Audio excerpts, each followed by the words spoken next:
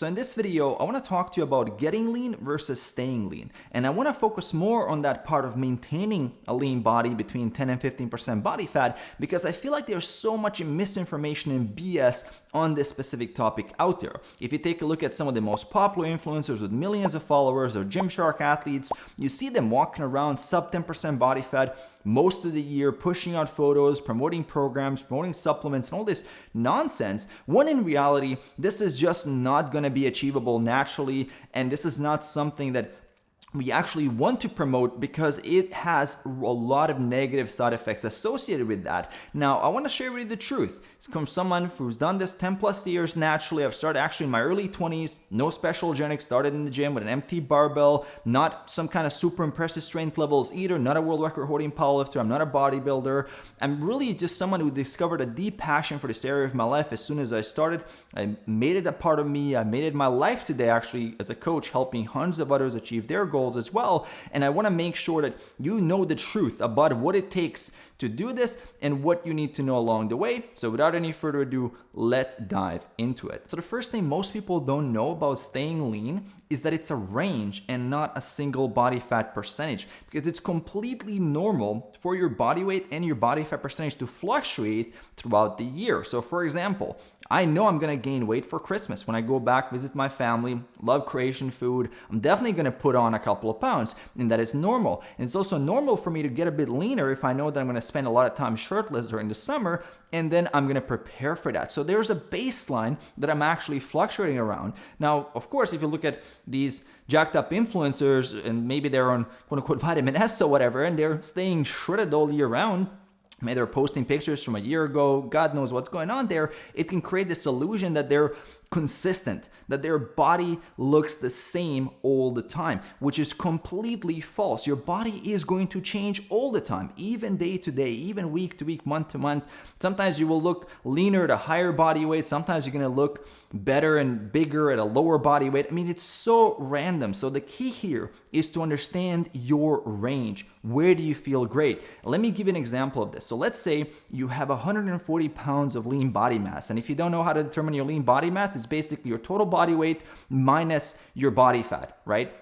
That's how much lean mass you have. And you can determine this using a DEXA or whatever method you want to do. Now, let's say you have 140 pounds. So that person with 140 pounds with 15% body fat would be at 165 pounds total body weight. If you're at 10% body fat, that person would be at 155 pounds total body weight. So there's a range forming. You can see it. 155, 165. 155 being very lean, 165 still being relatively lean, but definitely with more weight. So 10 pounds more weight. And that would be the range where you want to stay in. And there's going to be a baseline somewhere there around 12, 13% where most people are going to feel great. And that's really where I feel great. Now, this range can also vary from individuals, because some people will feel great at 8% or 10% body fat, and that's great, but those individuals are of course rare. Staying that lean usually brings a lot of negative side effects for people doing this naturally. And most people, again, will want to be in that 10-pound range and fluctuate throughout the year. So understand that you need to know your range, and it's perfectly normal to be fluctuating. Don't beat yourself up if you gain a couple of pounds during a vacation or holiday. You can easily get rid of that and prepare for being a bit leaner. This is normal. That's how it looks year to year. That's how it looks for 5 plus, 10 plus years of doing this. Prepare yourself for this mentally, do a little bit of math, and you will really putting yourself for success on this journey, and not just short-term success, but long-term success. Now, the second thing that I need to talk to you about are trade-offs with body fat percentage to help you make this decision. And before we dive into this one, really appreciate if you go below the video right now, smash that like button as hard as possible. It means a lot to me to see your support. So moving on, talking about trade-offs. So we have to understand that we have to go beyond aesthetics. It's not all about aesthetics, because I know personally when I go to 10% body fat or 8% body fat, yes, I look amazing and I'm really proud of myself that I've been able to get there. But I also noticed I'm highly focused on food. My energy levels throughout the day are not as high. My sleep is getting disrupted. I'm noticing an effect on my training performance. I'm noticing my productivity go down. I'm just noticing that my overall quality of life is starting to degrade. So I have to make a trade-off to get to 10% body fat or below. And most people, again, don't talk about this. And life is usually about making trade-offs like this. You can't get something without giving something. So yes, it's okay for me to do that for a couple of weeks, but I understand it's not sustainable for me to do that all the time. I have a company to take care of. I have clients to take care of. I want to also feel good. I want my libido back. So I want to make sure that I understand for how long can I make that trade-off, and it's very strategically planned. And so for yourself as well, you're gonna start discovering what are you giving up, what are you getting, and then you can properly weigh these options and see where do you prefer to stay. Maybe you prefer to stay at 15% body fat, and that's actually ideal for you because you get to eat a little bit more. Yeah, you're not as lean, but you still look fantastic, and you notice that you have a bit higher energy levels compared to 12 or 10, and that's your ideal. So think about trade-offs. Don't just think aesthetics. And I feel like a lot of content out there, especially again influencers and pushing stuff out there, is just so focused on aesthetics. We have to think health, we have to think productivity, we have to think overall life and how it's affecting your relationships and your business and everything else.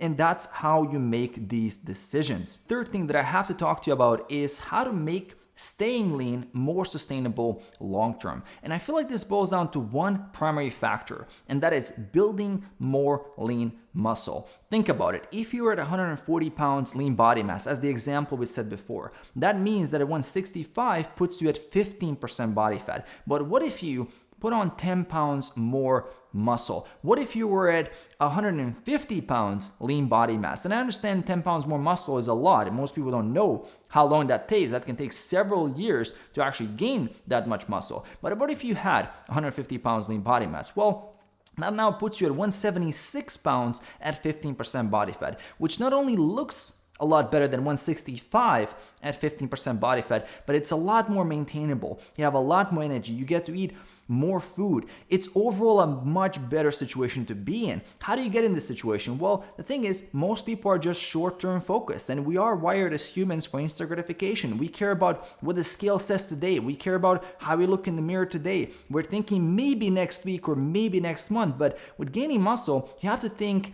many, many steps ahead. You're thinking 1-2 years into the future, and that long-term planning is ultimately what a lot of people fail at. And I failed there myself. I'm not saying I'm above this. I was also stuck in perma-cutting, just thinking about staying overly lean, 10 to 12% body fat, never really wanting to gain any weight whatsoever, and immediately feeling super judged and being super hard on myself actually if I were to gain a couple of pounds. And this is what was holding my physique back for a very, very long time. So if you're in this position right now, if you are relatively lean right now, think about dedicating yourself for a lean muscle building phase. This is going to ultimately put you in a position where you can sustain a lean body much easier long term. This is what you need to do now, planning for 6 months, a year, 2 years ahead, thinking 4, 5, 6 steps into the future instead of just what makes you happy right now. But think about what's better for the long term, and you're going to be in a much better position to succeed. And another thing that's going to make you succeed more is subscribing below as well, hitting that bell icon for notifications. Details for coaching if you want to work with me are in the description below as well. Check those out. I'll leave a video here at the end for you as well, and I will see you